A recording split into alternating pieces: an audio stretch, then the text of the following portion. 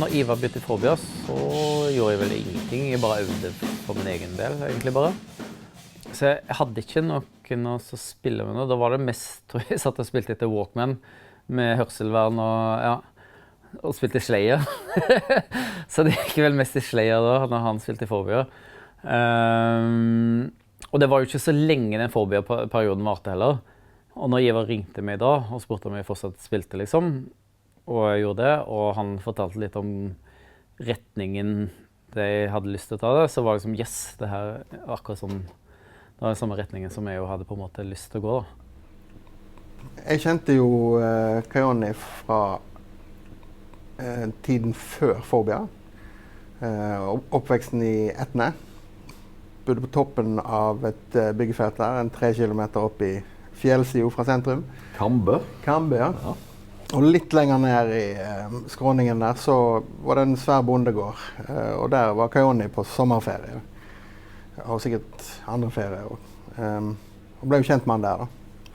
Siden det var en annen heavy fyr å snakke med. Og han hadde slagverk hjemme på rommet i Kvalavåg på Karmøy. Så ja, han var trommisen i det første ordentlige bandet mitt da, som holdt på Slakthuset. Og så hoppet jeg jo av det prosjektet når Grutle og Hein Frode rekrutterte meg til Forbia. Og når Forbia var historie, og Enslaved skulle settes i gang, så var det jo naturlig å kontakte Kayoni. Da øvde vi i hvert fall i Kvalavåg de første gangene. Jeg husker ikke hvor mange ganger vi øvde der, før vi begynte vel å øve litt på Slakthuset etter hvert, og så øvde vi sjåfar til Ivar på Torvestad, husker jeg. Vi hadde jo Slakthuset, det var jo det som var kjernen til øvingslokalet, sånn, men vi øvde litt, og merket at vi var ikke så avhengig av liksom, at vi måtte ha et skikkelig øvingslokale. Det var bare sånn, vi trenger bare et rom, og så bare setter vi trommene opp, og så setter vi opp gitaren, og så har vi det vi trenger, liksom. Det var liksom bare attitude på alt. Det var liksom bare, yes, det her, det var liksom ingen problem. Alt ordnet seg, uten at det var liksom noe å tenke på.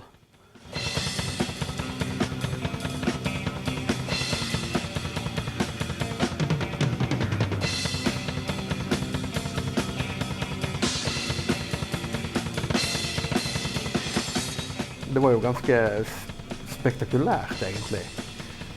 Med tanke på den spillestilen. Det var ikke mange trommiser som holdt på med det. Han var jo, som oss i begynnelsen, faktisk ble veldig inspirert av det Mayhem holdt på med. Men det var helt ny. Nå er jo det på en måte, hva skal jeg si, malen. Men da var det en veldig ny måte å tenke ekstrem musikk på, da. I denne her såkalte blast-beaten, veldig høyt tempo, men en veldig vekt på, for å nørde litt på liksom aksentuering og på en måte skape gruver i dette her maskingeværtempoet, så ligger det liksom gruver inni der igjen, og det er ikke bare liksom spill alt du kan. Kayoni var tidlig ute med aksentueringsforsøk på raiden. Det var han jo selveste pioneren på Haugalandet, vil jeg påstå. Kayoni gikk all in. Så det var doble basstrommer på et nytt nivå og så videre, så det var... Det var perfekt, det.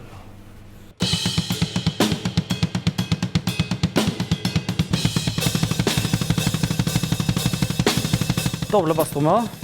Det er rett og slett 2 basstrommer selvfølgelig. Jeg kan også bruke dobbelt pedal. Men det er bare annenhver slag.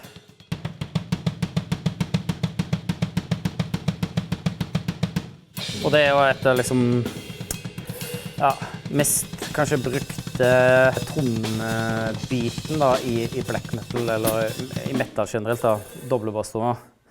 Og i black metal så har du jo blast beat, så er liksom standard, hvis du skal liksom spille fort, så må du spille blast beat.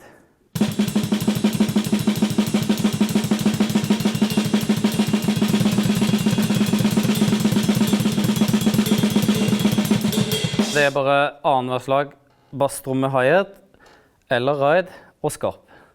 Det er bare egentlig sånn.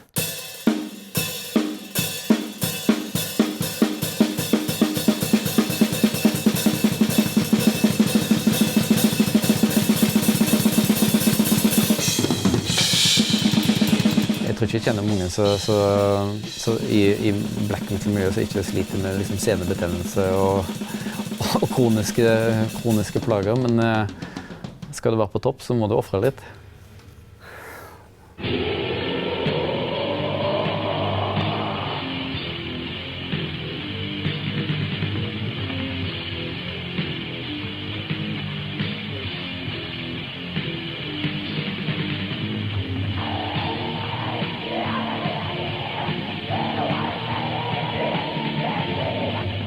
Nema, amen baklengs, så subtilt.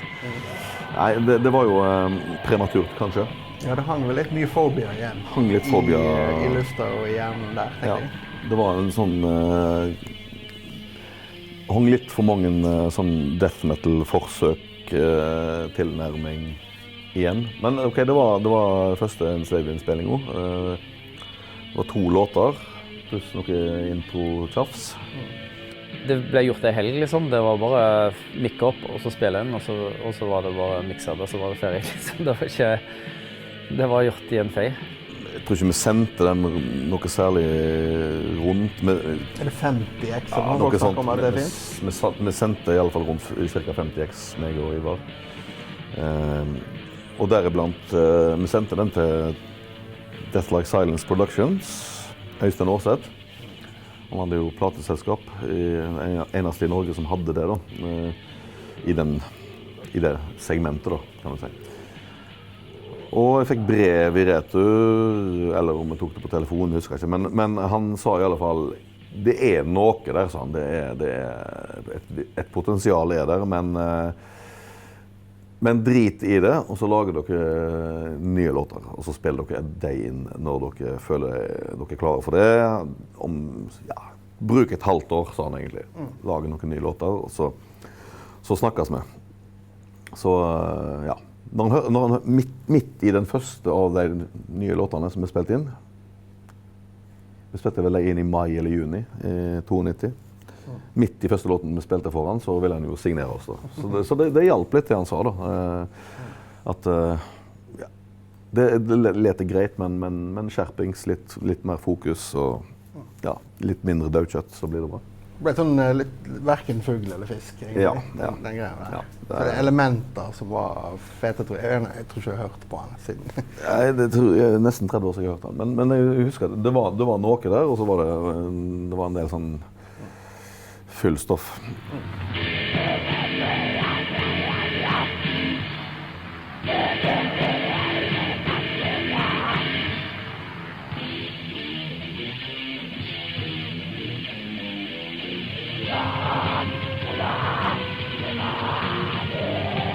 Ivar var jo egentlig ganske flink, liksom ganske tidlig da. Så han var jo klart helt i starten den desidert flinkeste musikeren av oss, liksom. Og Grutle var jo, som musiker, var jo helt ubrukelig omtrent da. Så det var bare den viljen til å holde på da. Det var kanskje, og det var jo det som var litt sånn når vi startet spillet også, at det var den drivkraften. Den var større enn alt. Skapertrangen og bare det var noe vi ville da. Og jeg tror det jo liksom er en del av at hele den musikksjangeren som på en måte ble skapt da, var vi ville det. Det var mening bak det. Det var ikke bare det er kult når jeg lager, altså, det var ikke noe trend på den tiden. Tvert imot, det var liksom mot alt sett til trender. Men det viser at du trenger ikke være dritflink for at du klarer å på en måte lage noe da. Øystein var jo en slags musikalsk mentor, selvfølgelig i form av at han da spilte i det som var Norges viktigste band på den tiden, Mayhem.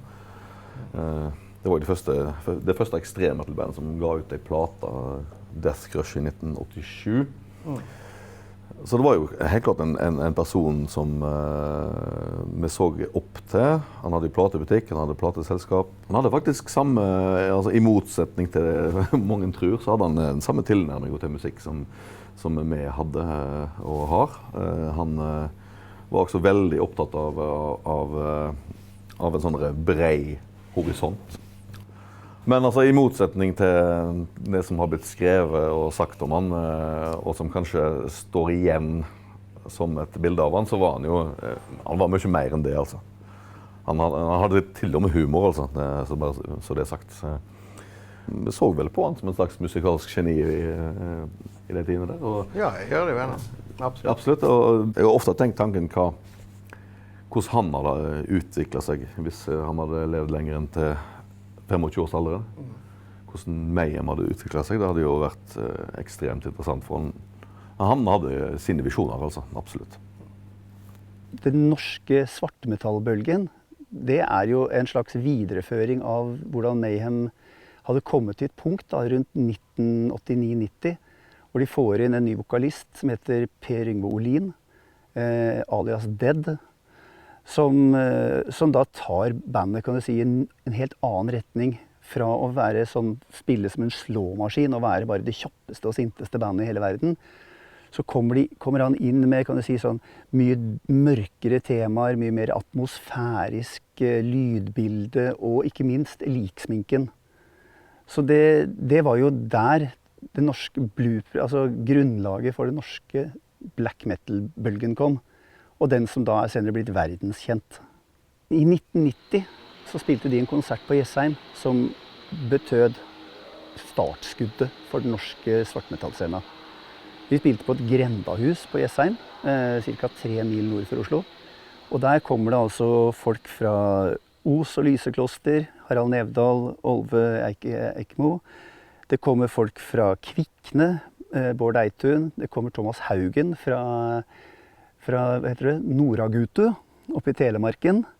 Og du har en som heter Gylve Nagel fra Kolbotn. Alle disse kommer da sammen med flere andre for å se Mayhem i den nye drakta si da. Så alle folka som kommer på den konserten, og når de går ut derfra, så har de liksom opplevd noe helt nytt. Altså alt det de har trodd var liksom jals, er blitt borte.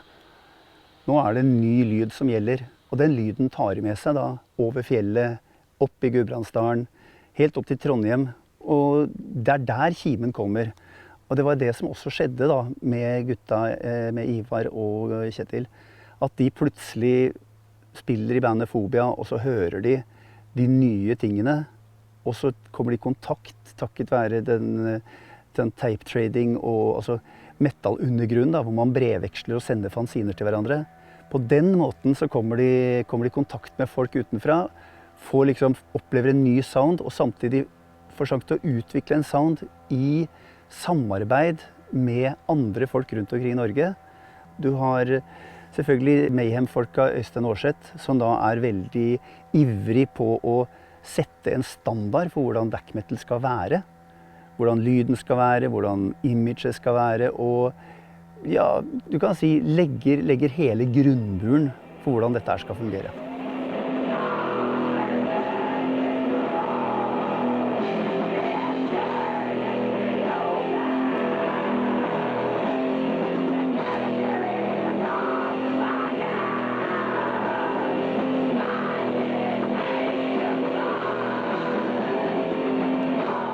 Øystein sin måte å spille gitar på er jo liksom min grunnmodell da, for å skrive riff og hvordan jeg spiller selv.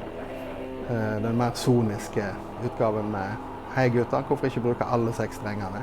Vi skal spille på alle strengene. Det var hans mantra. Igjen så høres jo det jo ganske sånn, alle spiller jo kollagål, stort sett moll, nå i black metal, men på de tider der så var jo det ganske crazy, og det snek seg inn en 7-er og en 9-er på disse mollene og sånt også, så var det jo så denne soniske sounden, pluss det Darkthrone gjorde også, så var det en sånn veldig sånn intelligent nekro, intelligent simpleton. Det paradokset der, som også snakker om misforståelser, maken til misforståelser, at folk fikk for seg at hvis det er dårlig lyd og dårlig å spille, så får du en kul Darkthrone-lyd. Nei. Så veldig å begynne i feil ende. Ja. Ja. Det er mer liksom dette her det minner meg kanskje mer om det dogme parallell liksom i film og sånt, at for å liksom pull it off og få det til å se oppleves kraftfullt, så må du liksom vite veldig godt hva du driver med da. For meg så, når du liksom sier hva er black metal, så da tenker jeg veldig fort tilbake igjen der. Den holdningen til musikk og den respekten for kunsten, da, og ikke så mye fokus på liksom artisten. Og liksom stjerneri-greiene rundt det. Det har liksom forkludret det ganske kraftig de siste 10 årene, eller 2-10 år. Det var ikke så veldig mye stjerneri i 1992 også da. Nei, det var mer et ideal andre veien, mer mot liksom tysk minimalisme, svart-hvitt kunst liksom, med personen som mer en sånn skyggeframstilling, og så var det liksom musikken der da, så greier med liksom skape disse svære gotiske lydbildene, gotisk uten H. Og det det fortsatt inspirerende, ja.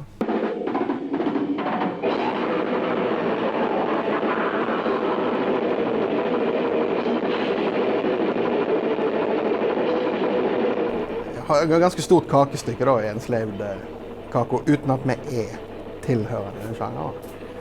Så det har alltid vært, jeg vil ikke si at det har vært noe hemsko i det hele tatt heller, men selvfølgelig blir folk kommet til, og så ser de i full fart hva bandet oppstod i Norge tidlig på 90-tallet. Hvem ga ut plater, bla bla bla. Hvordan høres det ut, hva er tempo på trommen og sånn. Så er det jo naturlig på en måte at Enslaved blir fort dratt inn i det. Koster meg ingenting å forklare det, liksom, at vi kommer fra samme sted, inspirert av samme tingene, inspirert av noen av bandene. Helt annen innfallsvinkel, ideologisk og sånn konseptuelt, som nok ikke black metal. De kan aldri kalles et black metal-band sånn 100%, selv om de kjøpte en del av pakka med sånn image og sound. Fordi for det første så black metal altså black metal tekstmessig jo liksom, da siterer du omtrent svarteboka og sånn, altså det sånn, drep for Satan, fy for Jesus. Men der har Enslaved aldri vært. På begynnelsen av 90-tallet, sånn rundt 92-93, så begynte det å skje en del merkelige ting. Det var flere kirker som tok fyr. Det var også et drap på Lillehammer, som viser seg å ha ble utført av en mann i black metal-miljøet. Og det var jo på den tiden så var det jo en sånn, skal vi kalle det sånn, satanisk panikk som grep befolkningen. Det var sånn, Gud hjelpe meg, disse fæle satanistene. I utgangspunktet så var ikke det så mange folk. Men de få som holdt på, de var ganske aktive. Hvis vi sier at det sånn, det er vanskelig å sette tall på det, men si sånn 20-30 da, som var skikkelig ivrig på det, så hadde du kanskje 50-70 andre som holdt på. Det meste av ståheien, hvis vi kan kalle det, altså det var jo rundt Bergensområdet og i Kristiansand. Kristiansand-Stavanger, for der var det forsøk på påtenning av bedehus. Bergen har vi jo liksom allerede nevnt. Der det jo Greven, Varg Vikernes, som var i spissen for en gjeng. Men Haugesund, og også til en viss grad Os og Lysekloster, de var ikke med på den bølgen der. Jeg snakket med folk fra Darkthrone for eksempel, Kolbotn-bandet Darkthrone, som nå regnes som en av grunnsteinene i norsk black metal. De sa bare en ting, at vi begynte å bli litt lei av den gutta boy-stemningen som var rundt platebutikken Helvete, og Årset og Greven. Så de trakk seg til skogs. Og du kan vel si at det var det samme som skjedde med Enslaved. De fortsatte å lage musikk. Det var så vidt de kunne gå på byen på den tida, for de ble jo bydd opp på juling hvor som helst, liksom. Du regnet med at det ble fik og deng i løpet av kvelden. For Enslaved sin del så det jo dette her med noe støy, og så noe har vært litt sånn at en havner kanskje i perioder har kanskje bandet blitt gitt litt mindre oppmerksomhet og litt mindre, hva skal vi si, mediaflate da, på grunn av at en ikke har hatt den biten, den historien, vært så involvert. Og selvfølgelig noen litt sånn irriterende misforståelser som har oppstått når folk har diktet opp at man skal ha vært involvert i sånn og sånt, men alt i alt egentlig ikke noe problematisk i det hele tatt for bandet. Og som sagt, det en veldig viktig bestanddel av det musikalske DNA til Enslaved.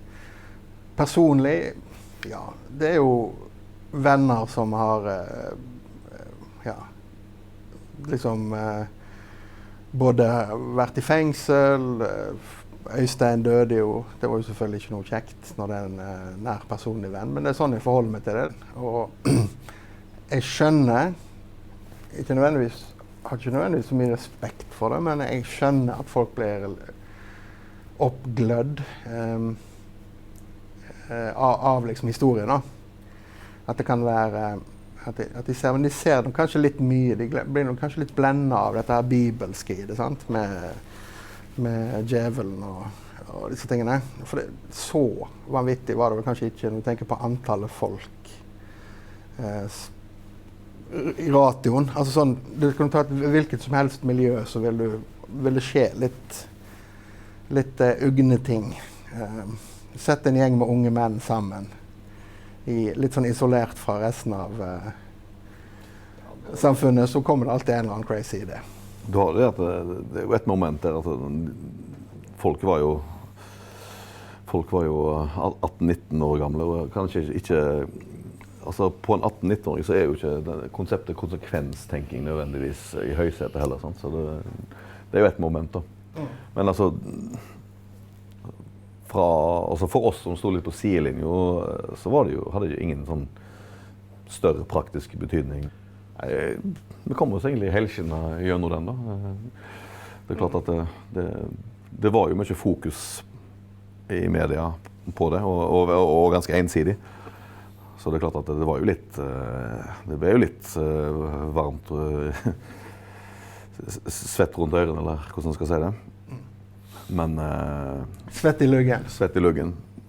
Vi opplevde vel også kanskje at vi hele tiden ble stående lengst bak i køen med skulle til å si lua i hånda, men det ble vel hele munkekappen over skuldre. Og hele tiden se de andre bandene få liksom festivaler, turnéjobber og mediaplugging, fordi de hadde en gitarist eller et eller annet som var involvert i disse her skandaletingene da. Mens vi hele tiden fikk spørsmål om, var ikke dere involvert i noen av kirkebanene og dette her, den indre sirkelen, sånn satanistgreiene. Og når vi vi kjenner folk og inspirerte seg av musikken liksom, men vi har nok bare vært på øvingslokalet, så mister liksom folk litt sånn, ok. Men ikke ring oss, vi ringer dere. Så gikk det jo 20 år før de ringte igjen, men når de først gjorde det, så følte man at det var på rette premisser. En stor engelsk avis skulle gjøre en sånn her super feature i lørdagsutgaven, bla bla bla. Da måtte vi snakke med et band som var black metal. Vi er ikke black metal, så vi må nok stå over det, ja. Hva med vinkler som dere var black metal, da? Nei, kanskje det.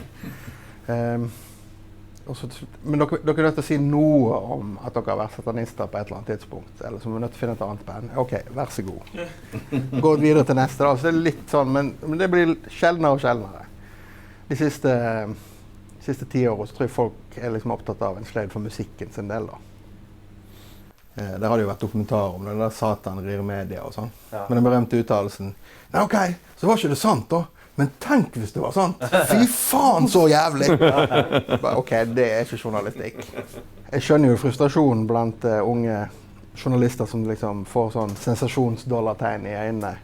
At de gjerne skulle hatt med det elementet der også, men det har vi liksom stått ganske steilt på hele veien. At det har vi jo liksom ikke noe å by på. Har aldri vært et black metal band og kommer aldri til å bli det. Kan du ta på denne kappa, vær så snill?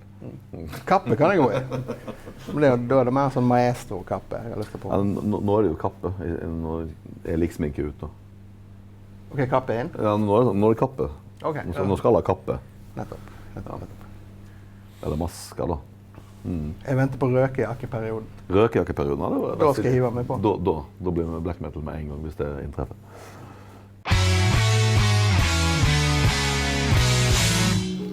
Og her da, hva? Her var kontrollrommet. Ja. Ja, hele dette var innspillings. Ja. Utrolig vittig å være her. Tenk at trommene liksom ble spilt inn, og så kommer han blir fortsatt hørt på den. Det er helt speisa.